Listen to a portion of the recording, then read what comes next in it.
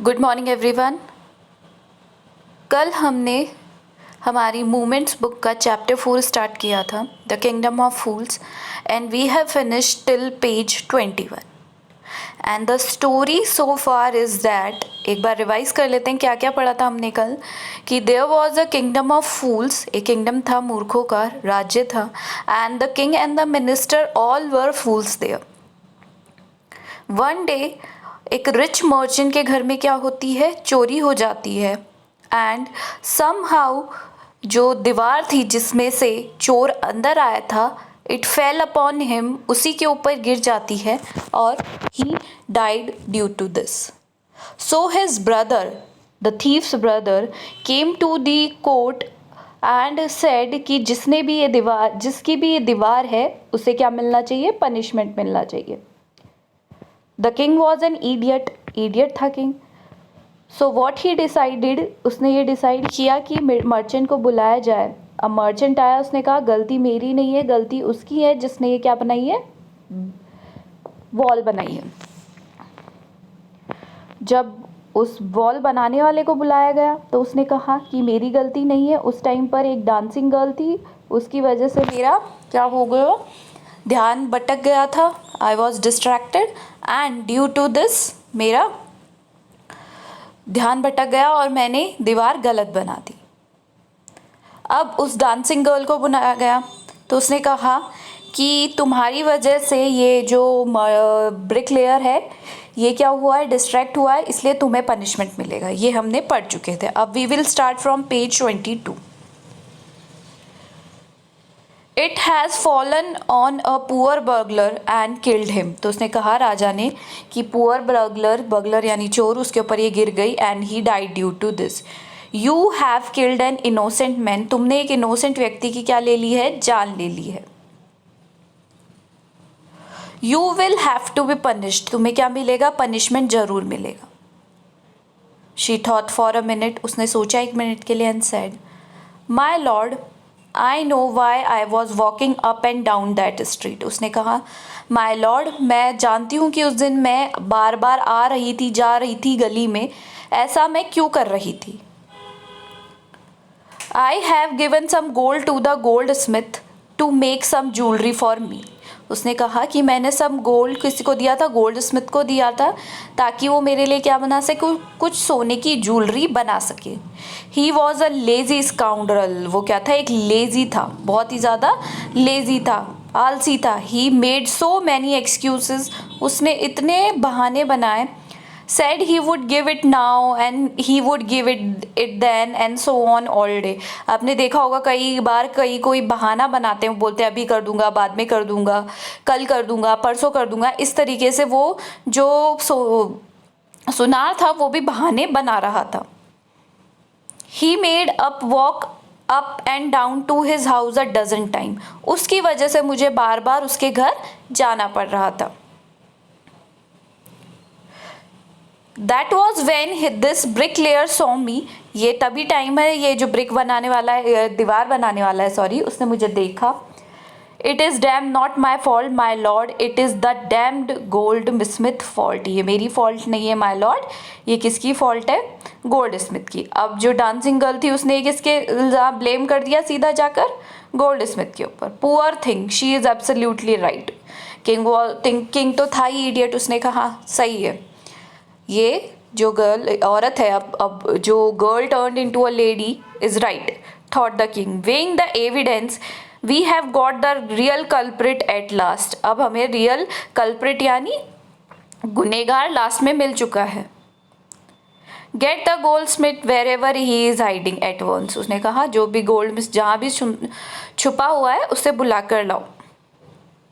The king's bailiff searched for the goldsmith who was hiding in a corner of his shop। जो king के जो सैनिक थे वो लेकर आए उसे ढूंढने लगे, किसे, गोल्ड स्मिथ को, और वो अपनी दुकान में क्या हो गया था, छुप गया था। When he heard the accusation against him, he had his own story to tell। अब ऐसा कैसे हो सकता है कि उसके पास कोई स्टोरी नहीं हो, तो जैसे उस पर ये इल्ज़ाम आया उसके पास भी अपनी एक स्टोरी थी। माई लॉर्ड ही सेड, उसने कहा I am a poor goldsmith, मैं तो एक पुअर गोल्ड स्मिथ हूँ। It is true I made this dancer come many times to my door. ये सच है कि इस डांसर को मैंने ही बहुत चक्कर लगवाए थे।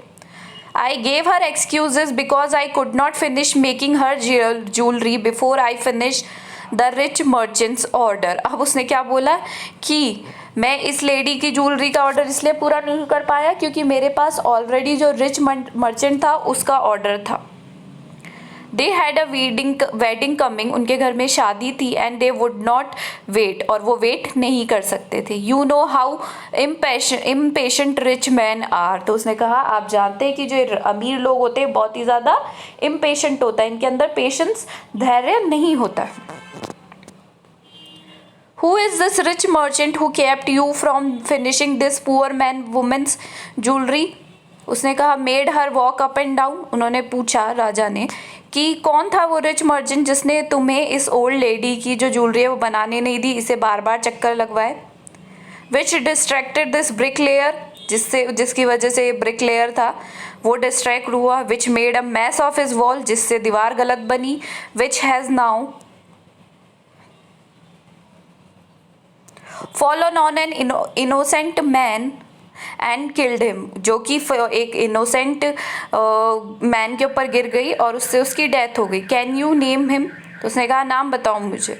The goldsmith name the merchant and he was none other than the original owner of the house whose wall has fallen. अब देखो उसने लगाया रिच मर्चेंट का नाम, अब वो निकला कौन? रिच मर्चेंट जिसकी दीवार चोर पर गिरी थी। मतलब पूरी जो स्टोरी है वो राउंड राउंड घूमते हुए वापस कहाँ पर आ गई? रिच मर्चेंट के ऊपर। Now justice had come full circle, देख लो सर्किल की तरह पूरी तरह हो गई। Thought the king back to the merchant, कहाँ पर पहुँच गई? मर्चेंट से शुरू हुई थी और मर्चेंट के ऊपर ही पहुँच गई। When he was rudely summoned back to the court, he arrived crying. जब उसे बहुत रूडली तरीके से बुलाया गया कोर्ट में, वो रोता हुआ आया। It was not my fault, but my father who ordered the jewelry. अब उसने फिर नाम लगा दिया कि ये मेरी गलती नहीं है, किसकी गलती है? मेरे पिताजी की है जिसने ज्वेलरी का ऑर्डर दिया था। He is dead, I am innocent. वो तो मर चुके हैं और मैं इनोसेंट हूँ। But the king consulted his minister and ruled decisively. जो किंग के मिनिस्टर वो भी इडियट्स थे, तो उन्होंने अपना क्या दिया? उनसे कंसल्ट किया। It is true your father is the true murderer. उन्होंने कहा कि ये सत्य है कि तुम्हारे फादर एक मर्डरर थे। He is dead but somebody must be punished in his place, पर किसी को तो उनकी जगह पर सज़ा मिलनी चाहिए। You have inherited everything from that criminal father of yours. तुमने उनका सारी जो संपत्ति है वो तुम्हारे पास ही है, जो भी उनका था वो सब तुम्हारे पास है। His riches as well as his sins. अगर तुम्हारे पास उनके पैसे हैं या फिर उनकी अच्छी चीज़ें हैं तो उनके पाप भी तुम्हारे हैं। I knew at once even when I first set my eyes on you that you were at the root of this horrible crime, you must die. तो द किंग सेड कि मुझे पता था कि जब पहली बार मैंने तुम्हें देखा था तब मुझे पता था कि तुम ही हो इस हॉरिबल क्राइम के पीछे, तुम्हें मरना होगा। And he ordered a new stake to be made ready for the execution. As the servant sharpened the stake and got it ready for the final impaling of the criminal, अब उन्होंने stake को ready किया और अपने उस जो criminal था उसके ऊपर फाइनल इम्पेलिंग का टाइम आ गया। It occurred to the minister that the rich merchant was somehow too thin to be properly executed on the stake. But ये देखा गया कि उसको स्टेक पर ले जाए जाने से पहले जो रिच मर्चेंट है वो बहुत ही ज़्यादा क्या है? कमज़ोर है। He appeal to the king's common sense, the king too worried about it. तो जब किंग को ये पता चला तो वो बहुत ही ज़्यादा वरीड हो गए। What shall I we do? He said when suddenly it struck him that all they needed was to find a fat man enough to fit the stake। अब उन्होंने क्या डिसाइड किया कि अब वो उस व्यक्ति को ढूंढेंगे जिसके ऊपर ये स्टेक लग जाएगा, मोटे enough. The servants were immediately sent over the town and looking for a man who would fit the stake। अब उन्होंने हर जगह ढूंढा कि कौन सा व्यक्ति है। यहीं तक आज हम पढ़ेंगे। We will continue it tomorrow. Thank you.